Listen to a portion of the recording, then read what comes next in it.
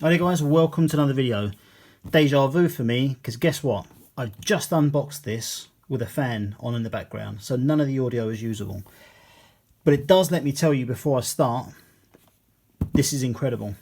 This is the most excited I've ever been to do an unboxing, because a certain amount of mystery about the game, you know, the scale, how it stacks up with other things and that kind of thing. So what I'm going to show you is I'm going to compare the miniature size when we get to that with a Space Marine Intercessor and Mythic Battles Pantheon Achilles. And the reason for that is that probably 70% of my subscribers are because of Warhammer stuff, 20% is probably for Mythic Battles Pantheon, and 10% will be a smattering of other things. So what I'm going to do is let's get into this, and we'll come back at the end and we'll look at each individual miniature and kind of we'll go through what they are. So obviously these dice aren't in the bag anymore because I've already unboxed that, but basically 3 big ones, one I believe it's the death dice, and then you've got 5 each of black, white and red. So that's that. We've got some cubes. We have blue, grey, green and yellow. That's straightforward. We've got some decals, or I'm pretty sure the decals are not stickers. So these can all be stuck onto the various shields of the miniatures.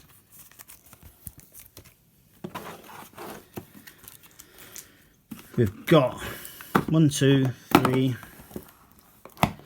4, 5 packs of cards. So these are, they obviously look like character cards. So that's the one for the Black Prince. On the back we've got a mounted hero. These are kind of the world environment cards, I believe. So you got questions that might come up in scenarios and some answers for it, which I won't kind of dwell on through fear of ruining something. We've got, what are these? Mounted knights. Let's have a quick look inside.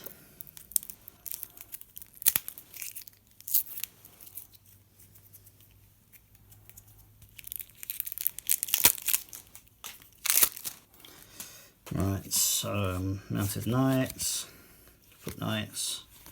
Okay, so these are, I don't know if they're not activation cards, but they are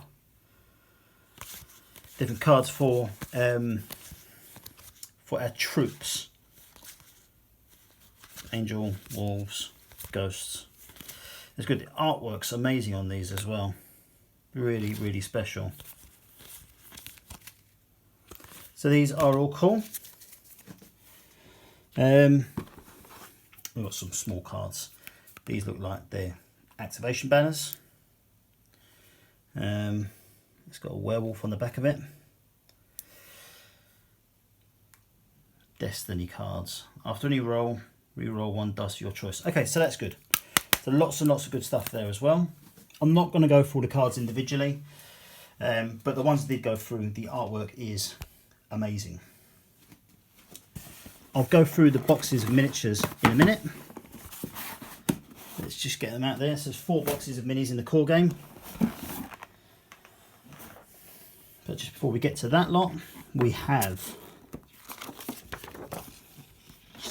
2 of these player aids, which gives us the round phases, all about the doom dice. I call them the death dice, the doom dice. Resolving an attack, all about how hexes work and what each hex means. These are all different insignias of different factions. We've got a list of all of the skills in the game and what they are and what they do. All of our orders, important icons, what the different cards are and that kind of thing. And yeah, very good. So that's our player aid. what we'll do is, just before we dip into the books, let's have a quick look at the punch boards.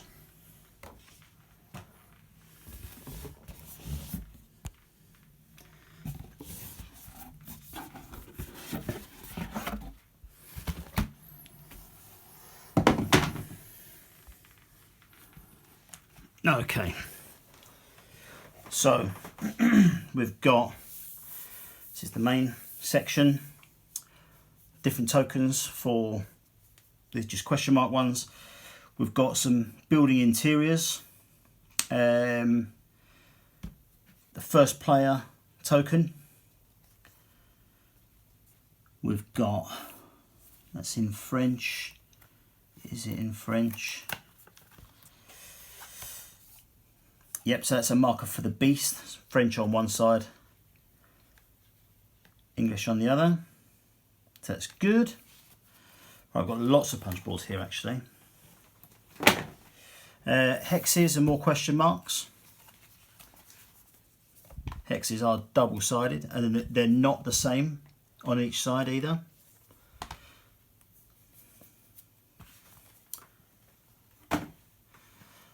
More hexes. This is good punch board because they're practically falling out, which is good. More hexes. More hexes. I believe that all of the hexes which you would expect to come in the reliquary box come in the core box as well, because the core box is not going to be standard retail, so they've put some of the Kickstarter stretch goals in here. Some like angel tokens, it looks like something like that.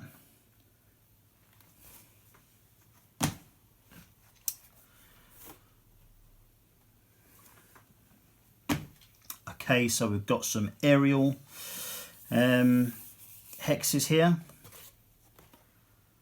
which is nice. These are our player boards. 4 of them. Another interior. These look like tokens that you put together for burning buildings or something.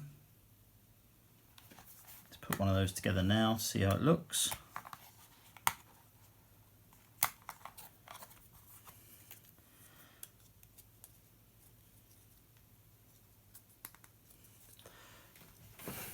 Something like that. Now they look fairly fit for purpose, to be fair. Anyone who's got Mythic Battles Pantheon will know that the punchboard rocks that came with it were absolutely awful, but these are fit for purpose. So this looks like a turn tracker as well. Another interior. These tokens of different factions, so that's very, very awesome. Just that one. This is more or less, in fact, it's almost, this punch board's all, this is the last one, but it's almost identical. But so yeah, very, very cool. Right, let's bring the camera in a little bit and then we'll look at the books, and then we'll bring it in a little bit more to look at the miniatures. Right, so let's start with a leaflet here, which is to do with some of the historical information of Joan of Arc and how to find out more about that, which is cool. We have got, let's start with the rule book.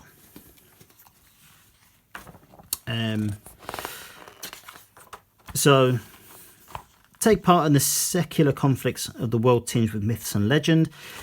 In time of Legends Joan of Arc, players are the protagonists of battles and adventures taking place during 100 Years' War, a medieval universe of incessant conflicts where myths mingle with reality. Thus, witches, ghosts, dragons, and angels meet with Joan of Arc and the heroes of history. Depending on the chosen scenarios, you will be able to recreate real historical battles, but also conduct investigations, track down a werewolf, make a pact with the angels, or embrace the cause of the devil to better crush your opponents. Get ready to rewrite history. So that is cool.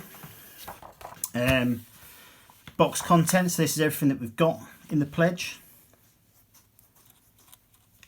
And I'm going to need this and this because I'm going to go through every miniature in a minute. So all of our components, unit cards. This is very well laid out, I have to say. It looks good. How to set up. Game overview. So yeah, very, very good. Looks well laid out. All colour photos. Sorry, colour images. Big sheet of the skills. A couple of sheets of the skills at the back as well. Got a glossary there. Very good. I like it. Right, the scenario book. So I have the briefest of looks in here. But basically, we've got 1, 2, 3, 4, 5, 6, 7, 8, 9, 10, 11, 12 different scenarios. If you've read the rule book, then you're ready to play your first scenario for Tile Legends Joan of Arc. For this first dive into the 100 Years' War, we recommend you start with the discovery scenario entitled Duguesclin in the Siege of Rennes. This is an introductory scenario for 2 players, which is easy to set up and partly scripted. Okay, that's enough of that. So this is good. So this basically tells you all of the components you need for the scenario, what hexes you need and how to lay them out, how to arrange your war council, and then go through any special rules and victory conditions. And it's got that for a whole bunch of different scenarios. So it's very, very cool. There's the witch on the back. Right, let's have a look at some miniatures. Okay, so let's take a look at some minis. I'm going to go through all of the gameplay stuff in terms of what you're going to activate first, and then we'll look at the terrain and that kind of thing afterwards. And then I'm going to go back and have a broad, deep look at, a broader look at each individual miniature. So this is the colossal amount of miniatures that you get. This is most of the units you actually activate. So we've got there is Joan of Arc there, looking amazing, and we've got all of our heroes and individual name characters and that kind of thing along the top. Then we get into some of our troops. Then we've got all our mounted units. And we've got some of our enemies, such as the werewolf. So that's good. So again, we're going to come back to all this in a minute. Underneath here, we've got the vast majority of our other troops. So, dudes like him, for example. So that's good. So we'll come back to this in a minute. What we got next? Here's the rest of the units that we'll actually activate as part of the game. But underneath that lot, before we get started, we've got a whole ton of bases for 2 units, even more for 3 units, and then we've got a ton of coloured bases for different players. Right, and then we've got the biggest miniature, at least in the core box, is this guy, the Tarrasque, I believe he's called. And when you look at him compared to a standard unit, it's pretty enormous by comparison, so that's cool. We've also got in here 5 angels, a unicorn, and some cattle carrying carts. But again, we'll look at that closer in a minute. We have got some buildings. So we have a large farmhouse. We have 2 small farmhouses. have a cathedral, and the detail on all of these is amazing. Really, really impressive stuff. In fact, I'm going to start going through the minis in depth. Whatever you see on this video will not do the miniatures justice. They just won't. This is... what they've done with this game is incredible, if you ask me. Miniatures of these size, and we'll do some comparison against the Mythic Battles Pantheon stuff and some 40k intercessors as well. But it's nothing short of remarkable. This is the last box of stuff that we've got in the core game. So you've got 10 of these trees. And I like the way the fact that they've used the 2 different colours of wood. So, you know, I'm not even going to prime this. I'm just going to wash it. Probably with some Games Workshop shades. In fact, actually, I'm not doing that. I'm going to be painting my entire pledge with the new Citadel contrast paints. There's some ruins. Yeah, so keep an eye out for videos on that. I'll be starting that probably this weekend, as soon as I get my paints. There's some stakes. Got a whole bunch of these kind of little walls. We've got some little bushes, which are cool. And then we've got some other individual stuff, which I actually think this is really, really cool. So we've got some basic rocks and that kind of thing. Still look pretty cool. It's got 3 of those, but we've got a cool little well, which I like. Oh, 4 rocks actually. And then we've got like a little shrine as well, which is very awesome. So that's cool. So that is pretty broadly everything that we get in the box. Now let's move the camera in a little bit further and we'll look at these miniatures. Joan of Arc. La Haya.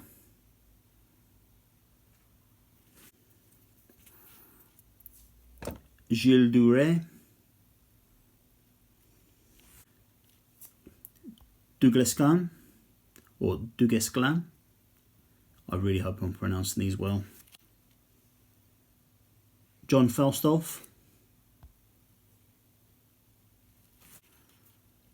The Black Prince. Edward the Third, I think. John Talbot.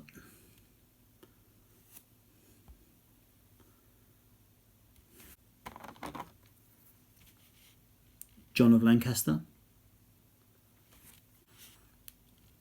John Chandos, or Chandos.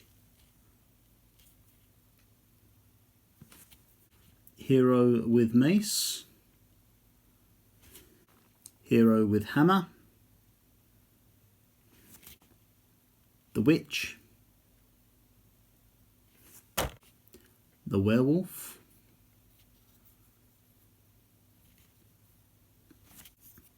The unicorn. I have to say, I'm not a fan of the unicorn's beard. So much so that I might have to chop it off. But there it is. Archangel Gabriel.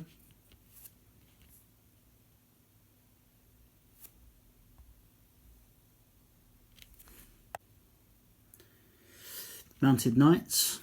16 of those. Mounted Heroes. 2 of those. The main difference with them, I believe, is that they've got some chainmail on them. And the bridle looks slightly differently as well. 18 Foot Knights. 6 Mounted Bowmen. We've got 30 Standard Bowmen, which which is ridiculous. They're so small and they still managed to put the quiver on the floor with extra arrows in there. Amazing. We've got 9 crossbowmen.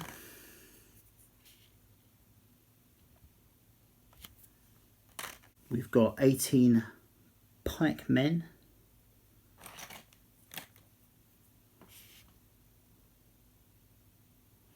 We've got 4 angels. 4 of those. The mighty Tarrasque. Just zoom out a bit. Give you a look. There is the Tarrasque in all his glory. We've got 12 sergeants at arms.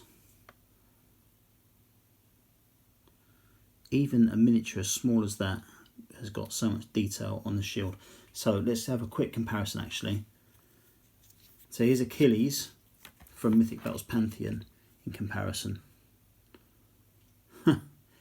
Barely even fits on the same screen.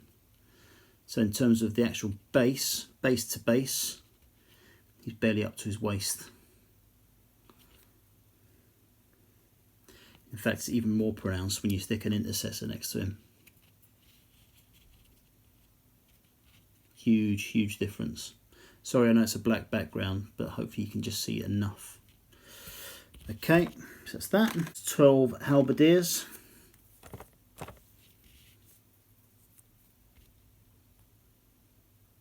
Nice. We've got 6 ghosts. Flaming swords. We've got 15 skeletons. We've got 12 peasants.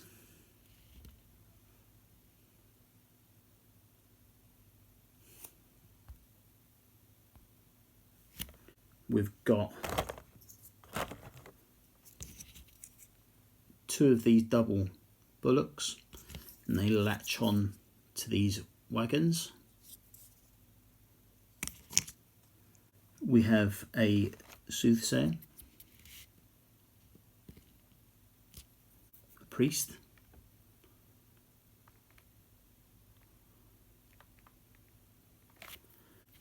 merchant girl, blacksmith, and a citizen. And I think that's it. I don't know if I showed you this, but actually I think that's the last one. Got these, the wolves. There's 12 of those, and they are cool. And I believe that is it. So that is an incredible amount of stuff. And again, the scale of it is astonishing to me. It's such a huge difference. And in fact, let's pop out one of these tiles. Let's have a better look at the scale difference. And so if we take our Joan model, pop her there, and there's Achilles one side and our intercessor on the other, you can see a really clear difference. But if you look kind of closely at the model, and I'll try and get as close as I can here, there's very good detail on there. Very, very good detail. And this video really honestly isn't doing it justice. It's incredible. So that is that for now. I will be back with some more videos. I'll be back with some more unboxing soon. So the next one I'll do will be the Reliquary box. Then I will be doing Unleash Hell, then the Dragon. And if I manage to get a super exclusive box, I will also do that. So it's my intention to paint the entire pledge with the contrast paints, which I'll be starting hopefully this weekend as long as the paints arrive. And so yeah, hope you enjoyed that. If you did, like and subscribe, and especially subscribe if you want to see more Joan of Arc content. And I shall catch you later. See ya.